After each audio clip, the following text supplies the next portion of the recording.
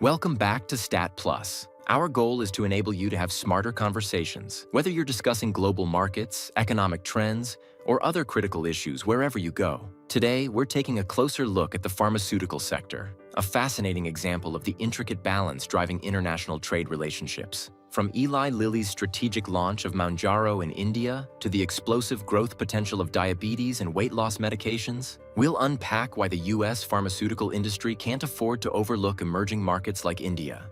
Let's dive into the dynamics shaping this rapidly evolving industry. In our previous videos, we highlighted the delicate balance the US faces while employing aggressive trade tactics. As they flex their economic muscles, they cannot afford to isolate themselves from major economies and emerging markets. The US has a dual need for foreign economies, both as manufacturing hubs and as consumers of its products. The pharmaceutical industry offers a compelling case study of this interdependence. Eli Lilly's launch of its diabetes and weight loss drug Mounjaro in India at 14,000 to 17,500 rupees per month, that's roughly 80% lower than US pricing, highlights the critical importance of populous markets. With over 100 million people living with diabetes or obesity in India, this represents an enormous addressable population that American pharma companies cannot afford to ignore. Abandoning such markets would cede this large customer base to European competitors like Denmark's Novo Nordisk, or Indian generic manufacturers, who are likely to step in once patents begin to expire.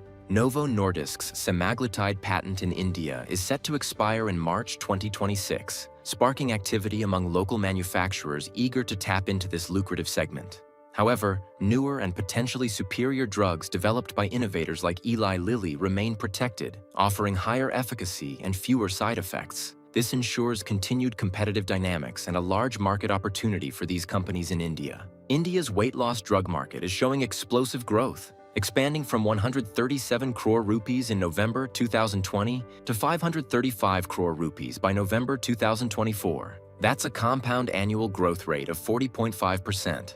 Globally, this market is projected to reach $150 billion annually by the early 2030s, up from approximately $24 billion in 2023. This is a significant increase from the $100 billion estimate made just a year ago. The broader diabetes management category is also evolving rapidly, with patients moving from older medications like metformin to these advanced hormonal therapies. India's anti-diabetes market has more than tripled over the last decade, from around 5,000 crore rupees in 2014 to 17,000 crore rupees in 2024. This trajectory is expected to accelerate, thanks to newer formulations and the rise of generic competition. This promising outlook likely explains why pharmaceuticals have been largely exempt from retaliatory tariffs amid global trade tensions. India's pharmaceutical sector is uniquely positioned to benefit, especially as more innovative drugs lose patent protection, opening doors for local production and global leadership. At StatPlus, we strive to provide insights that help you have smarter conversations, whether you're at work, in school, at the gym, or chatting with friends over coffee. We'd love to hear from you. Do you think the rapidly growing diabetes and weight loss drug market in India can reshape the global pharmaceutical landscape? And how should Indian manufacturers position themselves as patents on blockbuster drugs begin to expire? Share your thoughts in the comments below.